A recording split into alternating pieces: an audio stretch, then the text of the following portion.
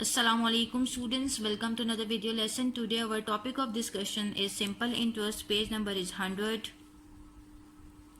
Okay, simple interest है क्या? Simple interest को हम लोग उर्दू में सूद कहते हैं. फॉर एग्जांपल एक पर्सन है जिसने जो है मनी डिपॉजिट करवाई है बैंक में, ठीक है. So after a certain period of time उसको जो है बैंक एक्स्ट्रा अमाउंट पे करेगा, ठीक है, उस मनी के साथ, ठीक है. वो जो एक्स्ट्रा अमाउंट है, एडिशनल अमाउंट है, वो हमारे पास क्या है? इंटरेस्ट. इसी तरह अगर हम लोग बैंक से लोन लें, ठीक है, तो after certain period of time हमें बैंक को जो है लोन पे करना पड़ता है with some extra amount of money. वो जो एक्स्ट्रा अमाउंट है, ठीक है, जो एडिशनल अमाउंट है, वो हमारे पास इंटरेस्ट है, ठीक है. और जो एडिशनल अमाउंट है वो बेसिकली डिपेंड किस पर कर रही होती है? On the amount deposited and the period for which it was deposited, ठीक है. Next is the word interest is use for the amount in addition to the principal which the bank pays to the depositor. Principal के साथ जो additional amount हम लोग bank पे करता है डिपॉजिटर को, वो हमारे पास क्या है? Interest. The amount in addition to the principal paid by the debtor when repaying the money borrowed. अब प्रिंसिपल के साथ जो एडिशनल अमाउंट हम लोग पे करते हैं उसको, जिससे हम लोगों ने जो है पैसे उधार लिए हुए हों, तो वो जो एडिशनल अमाउंट जो है वो मेरे पास क्या है? Interest. Alright. Remember the person who borrows money is known as the debtor. अच्छा, वो पर्सन जिसने पैसे उधार लिए उसको डेटर बोलते हैं. And the person who lends it to known as the creditor. And वो पर्सन जिसने उधार पैसे दिए उसको क्रेडिटर कहते हैं. And the money borrowed is called the principal. और जो मनी है जो उधार ली भी होती है उसको हम लोग प्रिंसिपल बोलते हैं, ठीक है. And next is rate of interest. अब रेट ऑफ इंटरेस्ट क्या है? The interest to be paid for a certain sum for a fixed period of time such as 1 year is known as the rate of interest. अब rate of interest हमारे पास क्या है? एक certain amount पर हमें interest pay करना पड़ता है after a fixed period of time, उसे हम rate of interest कहते हैं. Usually the rate of interest is expressed per rupees 100 for 1 year and is known as the rate % per annum. Annum means yearly, ठीक है. Basically एक common phase है जो हम लोग यूज करते हैं इंटरेस्ट रेट को डिस्क्राइब करने के लिए, ठीक है. अब next is the principal together with the interest is known as the amount. Principal के साथ जब हम लोग इंटरेस्ट को ऐड करते हैं, ठीक है, जब प्रिंसिपल के साथ इंटरेस्ट अमाउंट जुड़ जाती है तो वो हमारे पास क्या बनता है? वो हमारे पास एक अमाउंट कहलाती है, ठीक है. Amount is equal to principal plus interest. Amount के लिए क्या फॉर्मूला है? Principal plus interest is equal to amount. Okay, next page is page number 101. And interest के लिए क्या फॉर्मूला आप लोग यूज करते हो? Principal multiply by rate multiply by time divided by 100, ठीक है. Principal multiply by rate of interest per annum multiply by time in years divided by 100. अब अमाउंट के लिए अभी आप लोगों ने फॉर्मूला पढ़ा था प्रिंसिपल प्लस इंटरेस्ट. आप इंटरेस्ट की जगह जो है उसका फॉर्मूला भी ओपन करके लिख सकते हो, ठीक है. Principal multiply by rate multiply by time divided by 100, ठीक है. सो ये भी एक फॉर्मूला हम लोग अमाउंट के लिए यूज कर सकते हैं. Also interest is equal to एक और जो इंटरेस्ट के लिए फॉर्मूला है वो ये है, interest is equal to amount minus principal. Next is time. The value of the amount in a transaction depends on 3 factors. Okay, जो हमारे पास amount है, जो value है amount की in a transaction, वो basically इन 3 factors पे depend कर रही होती है.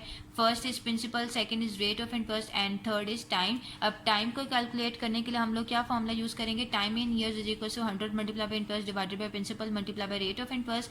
टाइम के लिए हम लोग ये फॉर्मूला यूज करेंगे. आप लोगों को ये फॉर्मूला याद करना होगा, 100 multiply by interest divided by P multiply by are.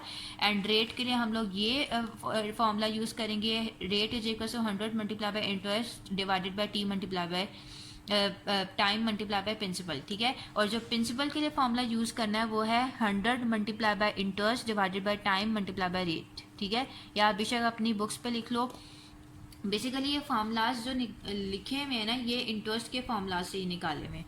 अब फॉर एग्जांपल इंटरेस्ट मेरे पास था PRT divided by 100.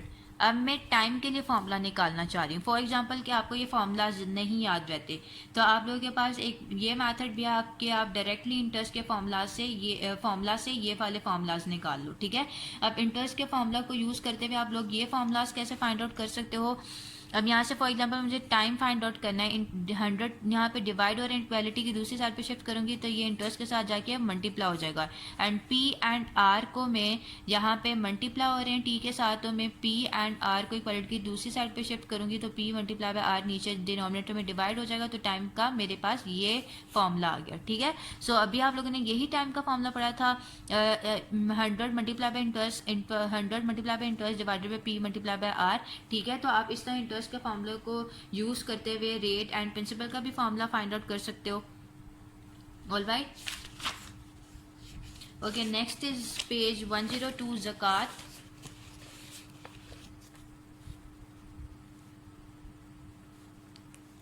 Zakat. In the Islamic socio-economic system, every Muslim has to pay zakat to the poor and needy Muslims of the society.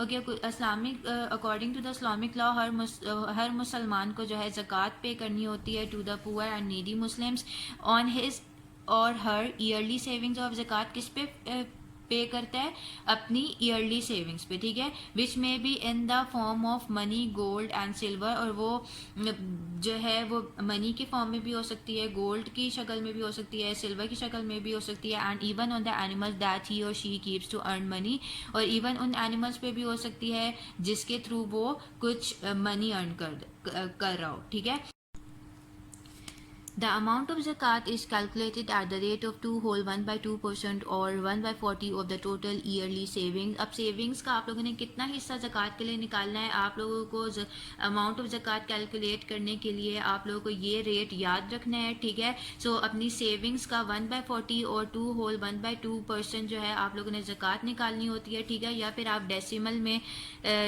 इसकी value ले सकते हो 2.50। ठीक है, okay, next is Ushur, page 103. Ushur is a tax that is applied on a Muslim's agricultural assets. Assets means असासा। ऊशर basically हमारे पास टैक्स वो टैक्स है जो कि अप्लाई होता है on a agricultural assets if the land receives water from natural water sources such as streams, rivers और underground springs. The rate of ऊशर is 10% on the value of agricultural output.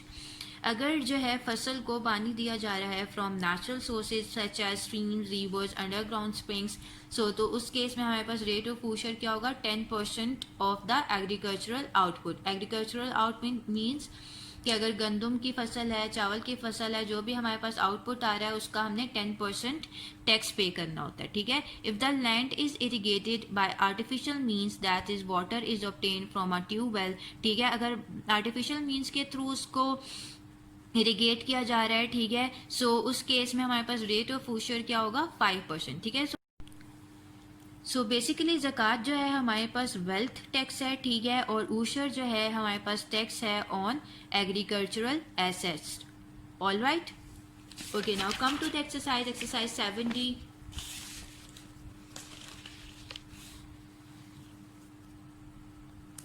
Question number 1 is filling the blanks. First part is simple discount is a reduction on the dash price on the marked price. ठीक है, आप blank में marked price लिखोगे। Second, staff salaries, electricity bills and transportation are examples of overheads. Third, dash is the amount paid in addition to the principal. Interest is the amount paid in addition to the principal. Fourth, ushur is a tax on the dash of a Muslim, on the agricultural assets of a Muslim. ठीक है, fifth, a discount offered on another discount is called a dash discount. A discount offered on another discount is called a successive discount. Alright, now question number 2 is state whether the following are true or false. First is the mark price is the price after deducting simple discount. False. It's a false statement. Second, if the mark price is rupees 200 and the discount rate is 10% and the selling price is rupees 190, अब mark price given है 200, discount percent given है 10%, selling price हमारे पास 190 होगी।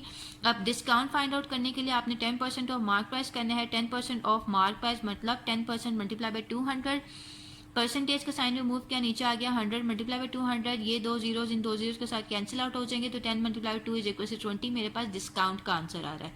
अब sale price find out करने के लिए आपको फॉर्मूला पता है, mark price minus discount. Mark price is 200, discount is 20, 200 minus 20 is equal to rupees 180। ठीक है, बट यहाँ पे तो हमें 190 गिवन है, so it's a false statement. Third, the cost of an item is not an overhead. True.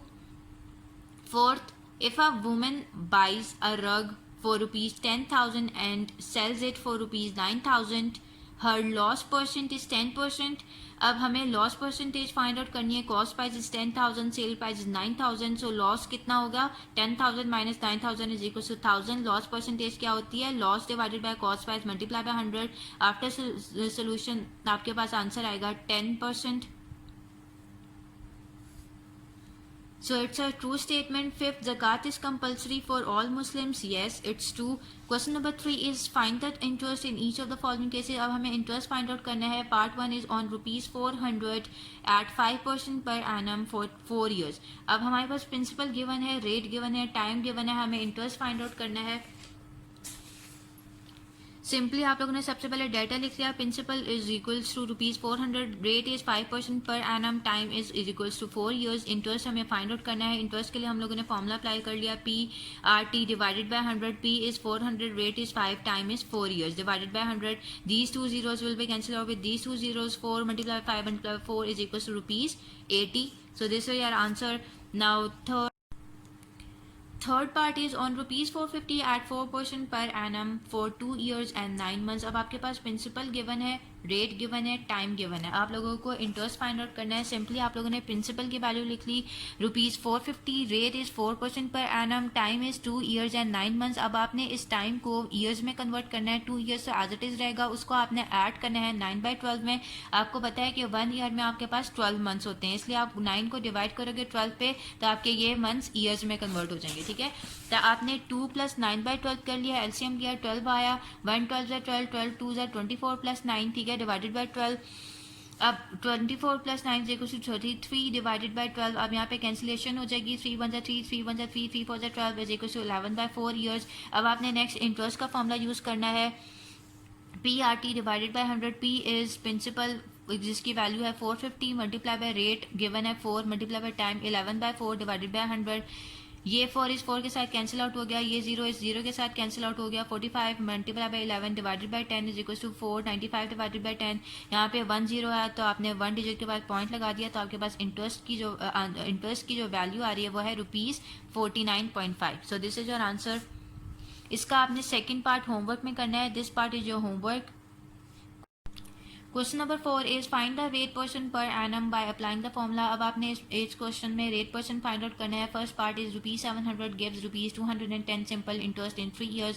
अब यहाँ पे प्रिंसिपल गिवन है, इंटरेस्ट गिवन है, टाइम गिवन है. ठीक है, आप लोगों को रेट परसेंट फाइंड आउट करना है. सिंपली आप लोगों ने डाटा लिख लिया. रेट परसेंट आप लोगों ने फाइंड आउट करना है. Rate is equal to 100 multiply by interest divided by T multiply by P.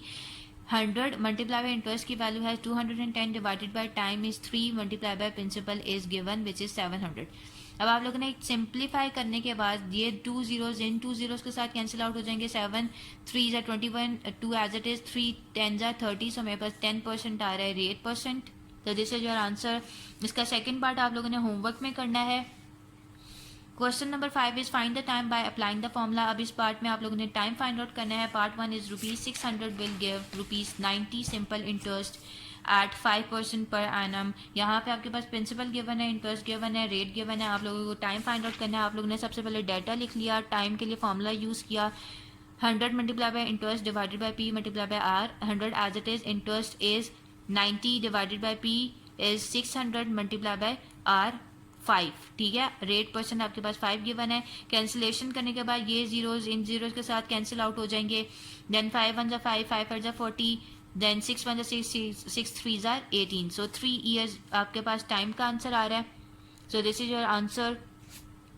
इसका सेकेंड पार्ट आप लोगों ने होमवर्क में करना है. This second part is your homework. Now question number 6 is find the interest on rupees 660 at 4 whole 1/2% per annum for 3 years and 4 months. अब आपने यहाँ पे इंटरेस्ट फाइंड आउट करना है. प्रिंसिपल गिवन है, रेट गिवन है एंड टाइम गिवन है. बिल्कुल क्वेश्चन नंबर 3 के तरह आप लोग इसको सॉल्व करोगे. सबसे पहले आप लोगों ने डाटा लिख लिया. ठीक है, टाइम जो है आप लोगों ने ईयर्स में कन्वर्ट करना है. 3 years and 4 months गिवन है. आपको पता है कि 1 year में 4 months होते हैं, इसलिए आपने 3 + 4/12 कर लिया. ठीक है, देन आपने एलसीएम लिया. 1 12 ज़ा 12, 12 3 ज़ा 36 + 4 is equal to 40 divided by 12. Cancellation करने के बाद आपके पास आंसर आ रहा है 10/3. ठीक है, which is equal to 3 whole 1/3 years. ठीक है, नेक्स्ट आप लोगों ने इंटरेस्ट का फॉर्मूला अप्लाई किया, PRT डिवाइडेड बाय 100, अपने वैल्यूज पुट की। यहाँ पे आपके पास मिक्स फ्रैक्शंस गिवन है, आप लोगों ने इनको इम्प्रॉपर फ्रैक्शंस में कन्वर्ट किया। 660 मल्टीप्लाई बाय 9 मल्टीप्लाई बाय 10, अब 2 एंड 3 को मैं डिनोमिनेटर में ले गई और उनको मैंने 100 के साथ मल्टीप्लाई कर लिया। 2 multiply by 3 is equal to 6 होता है, इसलिए 100 मल्टीप्लाई बाय 6 हो गया। अब मैंने ये 0 इस 0 के साथ, ये 0 इस 0 के साथ कैंसिल आउट हो गया। ठीक है, then 6 1 6 6 11 66, 11 multiply by 9 is equal to ₹99 is your answer.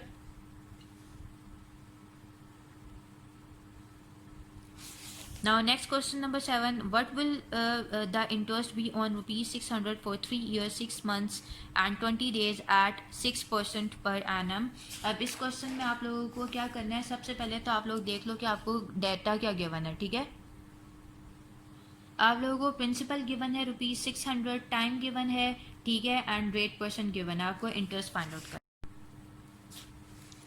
Principal आपको गिवन है ₹600, time is equal to 3 years 6 months and 20 days. ठीक है, 3 ईयर्स तो आपके पास ईयर्स में ही है, तो आपने इसको एज इट इज लिख लिया, प्लस मंथ्स को ईयर्स में कन्वर्ट करने के लिए आपको इसको डिवाइडेड बाय 12 करना पड़ेगा, प्लस डेज को आपको ईयर्स में कन्वर्ट करने के लिए इसको multiply by 1/30 and multiply by 1/12 करना पड़ेगा। ठीक है, ऑब्वियसली आपको पता है कि 1 ईयर में आपके पास 12 मंथ्स होते हैं एंड 1 मंथ में आपके पास 30 डेज होते हैं। ठीक है, then 3 as it is, plus इसकी कैंसिलेशन हो जाएगी, 6 1 6 6 2 12, तो 1/12 प्लस यहाँ पे आपकी कैंसिलेशन होगी, 0 विल बी कैंसिल और with this 0, 2 1 2 2 6 12, 3 multiply by 6 is equal to 18, 1/18। LCM लेने के बाद सॉल्व करने के बाद आपके पास 32/9 ईयर्स टाइम का आंसर आ रहा है। देन रेट गिवन है 6%, इंटरेस्ट का फॉर्मूला यूज किया, PRT divided by 100, values put की। यहाँ पे ये जीरोज इन दो जीरोज के साथ कैंसिल आउट हो जाएंगे, 6 6 36 मल्टीप्लाई बाय 32 डिवाइडेड बाय 9 हो जाएगा। ठीक है, देन आपने कैंसिलेशन कर ली, ये जो 9 है ना ये डिनोमिनेटर में शिफ्ट हो जाएगा। ठीक है, तो 36 मल्टीप्लाई बाय 32 डिवाइडेड बाय 9, अब इसकी कैंसिलेशन करनी है, 9 1 9 4 36, 4 multiply by 32 is equal to ₹128 answer आ रहा है आपके पास इंटरेस्ट का। Okay, next question number 8, this question number 8 is your homework. इसमें आपने बिल्कुल क्वेश्चन नंबर 7 की है, क्वेश्चन नंबर 3 की है, इसको भी वैसे ही सॉल्व करना है। बस 6 मंथ्स को आपने टाइम को ईयर्स में कन्वर्ट करने के लिए आपको इसको डिवाइडेड बाय 12 करना पड़ेगा। 6 डिवाइडेड बाय 12 तो आपका टाइम जो है ईयर्स में कन्वर्ट हो जाएगा। ठीक है, so this question number 8 is your homework. Now question number 9 is calculate the amount on ₹560 for 6 months and 3% per annum। अब आपके पास जो है क्वेश्चन में प्रिंसिपल गिवन है, टाइम गिवन है, रेट गिवन है, आप लोगों को अमाउंट फाइंड आउट करनी है। सबसे पहले आप लोगों ने डाटा लिख लिया, principal is equal to ₹560, rate is 3%, time is 6 month, जिसको आपने ईयर्स में कन्वर्ट करना है। ईयर्स में कन्वर्ट करने के लिए आपको इसको डिवाइडेड बाय 12 करना पड़ेगा। ठीक है, 6 1 6 6 2 12, सो 1/2 ईयर्स आ गया आपके पास टाइम। अमाउंट आप लोगों ने फाइंड आउट करनी है। अमाउंट के लिए आपको पता है कि क्या फॉर्मूला यूज करते हो आप लोग, प्रिंसिपल प्लस इंटरेस्ट। प्रिंसिपल तो आपको क्वेश्चन में गिवन है बट इंटरेस्ट नहीं गिवन। ठीक है, आप लोगों को इंटरेस्ट फाइंड आउट करना पड़ेगा। PRT डिवाइडेड बाय 100, आपके पास इंटरेस्ट का फॉर्मूला होता है, प्रिंसिपल रेट एंड टाइम की आप लोगों ने वैल्यू पुट कर दी, डिवाइडेड बाय 100 किया। ठीक है, then 560 multiply by 3 multiply by 1/2 है आपके पास। ठीक है, 2 ये वाला जो 2 है डिनोमिनेटर में 100 के साथ मल्टीप्लाई हो जाएगा। ठीक है, 560 multiply by 3 divided by 100 multiply by 2, then आप 560 multiply by 3 is equals to 1680 divided by 200। इसको सिंप्लीफाई करने के बाद आपके पास आंसर आएगा ₹8.4। ठीक है, देन आप लोगों ने अब अमाउंट फाइंड आउट कर लेनी है। सिंपली आप लोगों ने प्रिंसिपल में इंटरेस्ट को ऐड अप कर लेना है, तो आपके पास अमाउंट की वैल्यू आ जाएगी which is equals to 568.40। So this is your required answer. Next is question number 10, what principal will earn on interest of ₹130 at the rate of 3 whole 1/4% in 5 years। आप लोगों ने इस क्वेश्चन में principal find out करना है, interest भी given है, rate भी गिवन है, टाइम भी गिवन है। This question is your homework. आपने प्रिंसिपल का फॉर्मूला अप्लाई करना है, interest multiply by 100 divided by time multiply by rate. ठीक है, तो जिस फॉर्मूला अप्लाई करने के बाद आप लोग वैल्यूज पुट करोगे और प्रिंसिपल कैलकुलेट कर लोगे। ठीक है, so this question is your homework. Now question number 11 is how much ज़कात does mister Ahmad have to pay on his yearly savings of ₹400,000। आप लोगों ने ज़कात फाइंड आउट करनी है किस अमाउंट पे, ₹400,000 पे। ठीक है, तो सबसे पहले आप लोगों ने लिख लिया ऑन ₹100 ही पेज ₹2.50। जब मैं आप लोगों को ज़कात का टॉपिक पढ़ा रही थी वहाँ पे मैंने आपको ज़कात रेट डेसिमल में भी बताया था कि उसकी क्या वैल्यू होती है 2.50, ठीक है। देन सेकंड स्टेप क्या है, ऑन ₹1 ही पेज रुपीज़, आपने 2.50 को सिंपली 100 पे डिवाइड कर देना है। देन ऑन ₹400,000 ही पेज, आप लोगों ने किस अमाउंट पे ज़कात निकालनी थी, 400,000 पे, ठीक है। देन आपने सिंपली इस वैल्यू को मल्टीप्लाई कर देना है 400,000 से, ठीक है। Then after solving these terms आपके पास आंसर आएगा ₹10,000। So this is your required answer. Now question number 12. How much zakat should be paid on yearly savings of ₹93,800? ठीक है, this question number 12 is your homework. जैसे आप लोगों ने question number 11 solve किया है, बिल्कुल on the same pattern आप लोगों ने question number 12 सॉल्व करना है। Question number 13. Mr. Arif paid ₹1125 as zakat. What were his yearly savings? अब ज़कात गिवन है और हमें ईयरली सेविंग्स फाइंड आउट करनी है। उसके लिए आप लोग क्या करोगे,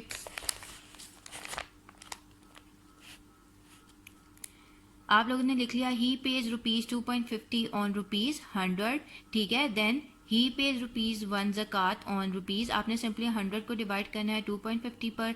देन ही पेज ₹1125 ज़कात ऑन, आपने इस टर्म को 1125 से मल्टीप्लाई कर लिया। आपने डेसिमल पॉइंट जब इसका रिमूव किया फ्रॉम द डिनोमिनेटर तो आपके पास न्यूमिनेटर में आ गया 100। देन आपने इसकी कैंसिलेशन करनी है 5 के टेबल से, 5 5 25, 0 as it is, 5 2 10, 5 2 10, 5 5 25, and 5 10 50, 5 4 20, 5 5 25, then 5 2 10, 5 9 45, then 2 1 2, 2 5 10, and then 0 as it is, ठीक है। 9 multiply by 50 is equal to ₹45,000। So this is your answer. Okay, next is multiple choice questions. These multiple choice questions are your homework. ये बिल्कुल chapter number 7 से related ही हैं, आप लोग easily solve कर लोगे। Okay students, so we are done with this chapter. Complete your work on time and do practice of these problems.